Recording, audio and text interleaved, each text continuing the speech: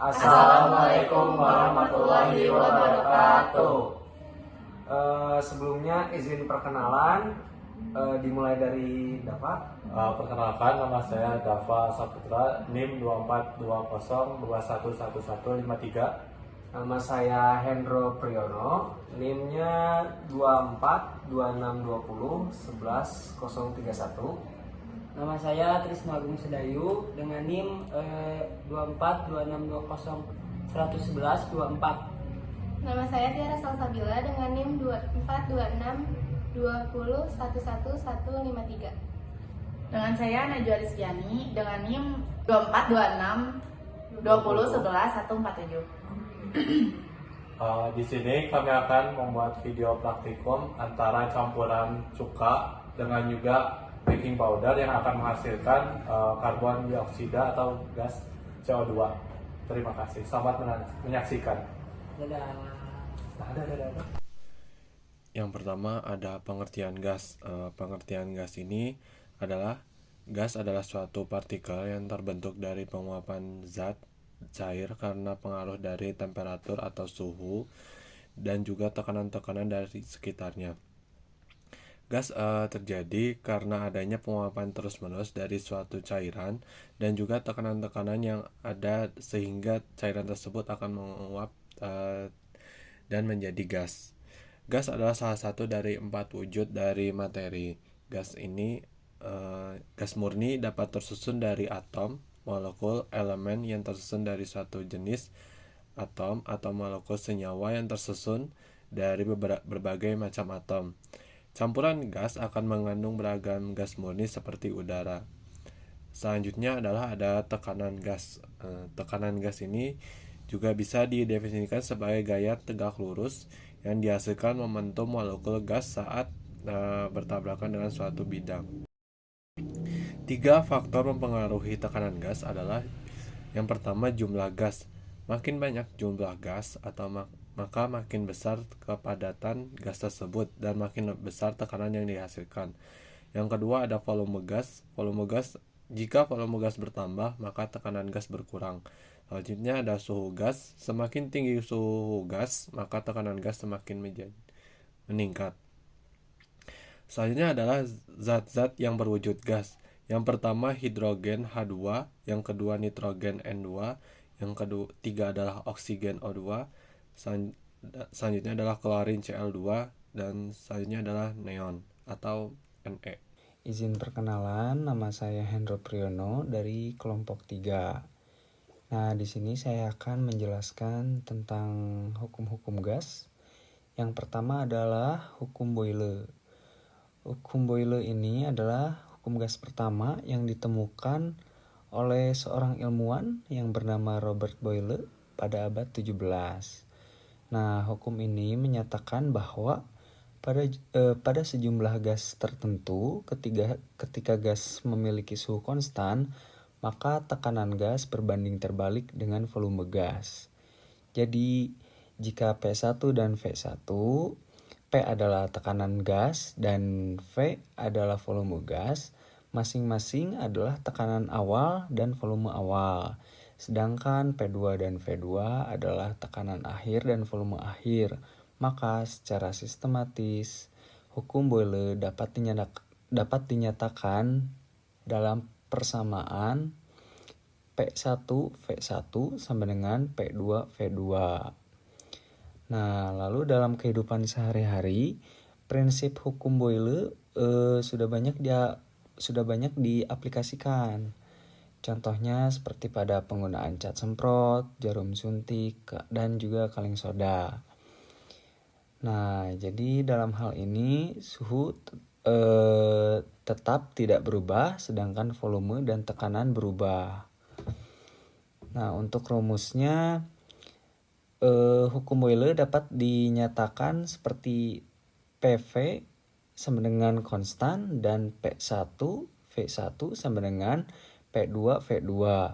P1 di sini maksudnya adalah tekanan awal yang diberikan oleh gas, sedangkan P2 adalah tekanan akhirnya. Oke, berikutnya yang kedua ada hukum Charles. Nah, berdasarkan penelitiannya, Ada seorang ilmuwan dari Prancis yang bernama Jacques Charles. Nah, dia itu berhasil menemukan hukum gas yang lain yang dikenal dengan hukum Charles. Hukum ini menjelaskan bahwa ketika tekanan gas tidak terlalu tinggi dan dipertahankan secara terus-menerus atau konstan, maka volume gas akan berbanding lurus dengan suhunya. Secara matematis, hukum Charles dapat dinyatakan dalam persamaan di mana V1 dan T1 masing-masing adalah volume awal dan suhu awal, sedangkan V2 dan T2 adalah volume akhir dan suhu akhir. Untuk rumusnya, hukum Charles menyatakan bahwa volume gas berbanding lurus dengan suhu gas. Persamaan V1 per T1 sama dengan V2 per T2. Nah, hukum ini sering digunakan untuk membuat perhitungan yang melibatkan hukum Charles. Nama saya Trisno Agung Sedayu dari kelompok 3 kelas TI RP 24A. Dalam presentasi ini, saya akan membahas tentang hukum-hukum gas menurut para ahli, yaitu menurut para ahli Gay-Lussac dan menurut hukum gas Avogadro. Yang pertama, hukum Gay-Lussac. Hukum Gay-Lussac, hukum yang ketiga dikenal dengan hukum Gay-Lussac. Hukum ini ditemukan oleh Joseph Gay-Lussac pada tahun 1778 sampai 1850. Hukum ini menjelaskan bahwa ketika volume konstan, maka tekanan gas berbanding lurus dengan suhu mutlaknya. Jika P1 dan T1 masing-masing adalah tekanan awal dan suhu awal, sedangkan P2 dan T2 adalah tekanan akhir dan suhu akhir, maka secara matematis hukum Gay-Lussac dapat dinyatakan dalam persamaan hukum Gay-Lussac. Hukum Gay-Lussac menjadi dasar dalam prinsip kerja pressure cooker yang sering digunakan untuk proses memasak dalam kehidupan sehari-hari. Rumusnya adalah P atau T sama dengan K, di mana P melambangkan tekanan, T menandakan suhu, dan K adalah konstanta. Dan kemudian yang kedua, hukum gas Avogadro. Hukum Avogadro memperlihatkan bahwa tekanan gas berbanding lurus dengan kecepatan suhu gas. Karena massa gas berbanding lurus dengan jumlah mol N gas, maka kerapatannya dapat dinyatakan dengan N atau V. N atau V sama dengan K, di mana V adalah volume, N adalah jumlah partikel gas, K adalah konstanta. Berikut yang bisa saya jelaskan. Mohon maaf bila ada kesalahan kata. Segitu saja. Dalton menyatakan bahwa di dalam suatu campuran gas terdapat gas-gas yang tidak bereaksi. Tekanan total yang dihasilkan sistem adalah sama dengan total dari tekanan parsial masing-masing gas. Dalam proses pencampuran gas, masing-masing gas memiliki tekanan parsial yang merupakan tekanan hipotesis gas pada saat gas tersebut menempati volume campuran pada suhu yang sama. Tekanan total campuran gas ideal adalah jumlah dari tekanan parsial masing-masing gas individu dalam campuran. Dalam beberapa penerapan manfaat hukum Dalton ini, digunakan persamaan yang dituliskan dalam persamaan. Misalkan, terdapat campuran gas A, B, dan seterusnya. Rumusan hukum Dalton adalah sebagai berikut. P total sama dengan PA tambah PB ditambah seterusnya. Tekanan parsial masing-masing gas dapat dirumuskan PA sama dengan XA dikali P total, di mana XA adalah fraksi mol dari gas A yang menunjukkan jumlah mol yang molnya terdapat mol total campuran gas. XA sama dengan Na dibagi total. Persamaan gas ideal. Hukum gas ideal ada beberapa. Pada hukum-hukum gas ideal, suatu gas ideal memiliki sifat sebagai berikut. Yang pertama, terdiri dari molekul yang bergerak secara acak dalam satu garis lurus. Yang kedua, molekul bersifat sebagai bola rigid. Yang ketiga, tekanan dihasilkan dari tumbukan antara molekul gas dengan dinding wadah. Yang keempat, semua tumbukan yang terjadi baik antara molekul gas maupun dengan dinding wadah bersifat lazim sempurna. Yang kelima, suhu gas berbanding lurus dengan energi kinetik rata-rata molekul. Yang keenam, gaya intermolekuler antar gas dapat diabaikan. Yang ketujuh, molekul gas itu sendiri diabaikan relatif terhadap volume wadah. Persamaan gas ideal rumusnya adalah PV sama dengan nRT. Keterangannya P tekanan, V volume wadah, N-nya mol gas, N-nya konstanta gas. Konstanta gas yang sering digunakan adalah 8,314 Dk. Saya Tiara Salsabila dengan NIM 242620111152. Di sini saya akan memaparkan alat dan bahan apa aja sih yang harus kita siapkan sebelum melakukan praktikum. Yang pertama yaitu alat. Kami menggunakan botol bekas air mineral, kertas, dan juga balon. Terus bahannya apa aja ya kira-kira? Kita menggunakan cuka, soda kue, dan juga air. Nah, teman-teman harus tahu, sebelum kita melakukan reaksi kimia, kita harus melakukan pengenceran terlebih dahulu, agar konsentrasi cuka yang kita buat tidak terlalu pekat.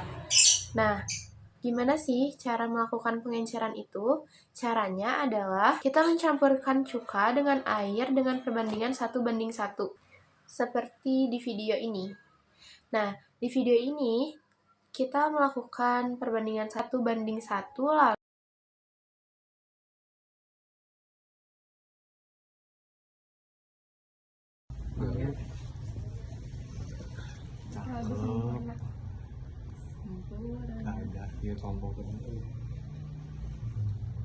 Saya mau fire on hand. 3. Berapa ini? Tadi 35 nggak terlalu kelihatan ya? Iya, berarti 15 tadi ya. Kebanyakan nggak sih? Kenapa sedikit-sedikit? Kenapa nggak langsung dari satu? Bisa dibuka emang? Nggak, maksudnya Enggak, Langsung kecelakin ya. enggak takut kelebihan. Udah aja weh gue. lalu kita homogenkan. Ini bertujuan agar memastikan komponen yang ada di dalam botol sudah tercampur dengan baik. Nah, persiapan yang kita lakukan pertama-tama yaitu meletakkan baking soda di atas kertas seperti video. Nah, kertas ini bertujuan untuk memudahkan agar baking soda lebih mudah masuk kepada balon. Nah, biar enggak berceceran, kita memakai kertas sebagai corong seperti video ini. Setelah balon terisi dengan baking soda, lalu kita tempelkan balon kepada leher botol. Perlu diingatkan, balon ini tidak boleh terisi dengan udara dari luar. Jadi kita kempesin dulu si balonnya dan baru ditempel di dinding botol ya teman-teman. Nah, kalau misalnya si balon ini udah ngerasa pas gitu di dinding balonnya, baru kita lepaskan. Nah, lalu kita lepaskan baking soda yang ada di dalam botol secara perlahan ya teman-teman, seperti video ini. Nah, lalu kita perhatikan, ketika baking soda yang ada di balon kita lepaskan, maka di situ ada reaksi antara cuka dan baking soda yang menghasilkan gas karbon dioksida. Nah, kenapa ya gas karbon dioksida yang ada di botol naik? Itu karena permukaan botol padat, jadi si karbon dioksidanya naik ke atas balon teman-teman. Jadi karbon dioksida itu mengisi ruang kosong yang ada pada balon. Saya Tiara Salsabila dengan NIM 242620111153. Di sini saya akan menjelaskan mengenai reaksi yang terjadi antara cuka dan baking soda. Ada yang tahu nggak sih kenapa kalau cuka sama baking soda ketika mereka bereaksi akan menghasilkan gas karbon dioksida atau CO2. Ada yang tahu nggak kenapa? Nah, gini teman-teman, ketika cuka dan baking soda digabungkan akan menghasilkan reaksi yang menghasilkan gas karbon dioksida. Dikarenakan ketika asam asetat dalam cuka bereaksi dengan natrium bikarbonat yang ada dalam baking soda, ini akan menghasilkan asam karbonat atau H2CO3 yang kemudian terurai menjadi air dan gas karbon dioksida. Gas karbon dioksida menjadi kurang padat dari udara sekitarnya, sehingga naik ke atas dan mengisi udara di ruang kosong balon. Kenapa balon bisa terisi udaranya? Karena terisi oleh gas karbon dioksida yang naik ke atas. Nah, ketika cuka dan baking soda direaksikan yang menghasilkan gas karbon dioksida, reaksi ini bisa dikatakan sebagai reaksi endotermik karena permukaan botol terasa lebih dingin. Ini disebabkan karena ada perpindahan panas atau kalor dari lingkungan ke sistem, sehingga suhu di lingkungan berubah dan menyebabkan suhu pada permukaan botol terasa lebih dingin. Reaksi antara cuka dan baking soda juga termasuk ke dalam hukum termodinamika 2 yang berbunyi, kalor mengalir secara alami dari benda yang panas ke benda yang dingin. Kalor tidak akan mengalir secara spontan dari benda dingin ke benda panas. Reaksi yang terjadi antara cuka dan baking soda adalah reaksi kimia yang menghasilkan natrium asetat atau CH3COONA, air atau H2O, karbon dioksida atau CO2. Reaksi ini terjadi karena baking soda bersifat basa sedangkan cuka bersifat asam. Asam asetat yang ada dalam cuka bereaksi dengan natrium bikarbonat yang terdapat pada baking soda. Ciri-ciri reaksi kimia yang terjadi antara baking soda dan juga cuka adalah membentuk zat baru, munculnya gas, dan perubahan suhu. Persamaan reaksi yang terjadi antara baking soda dan juga cuka adalah CH3COOH plus NaHCO3 menghasilkan CH3COONA plus H2O plus CO2. Sekian penjelasan dari saya. Udah tahu kan kenapa baking soda dan cuka ketika dicampurkan dapat menghasilkan karbon dioksida? Kalau kalian mau, kalian boleh coba di rumah dengan pengawasan orang tua.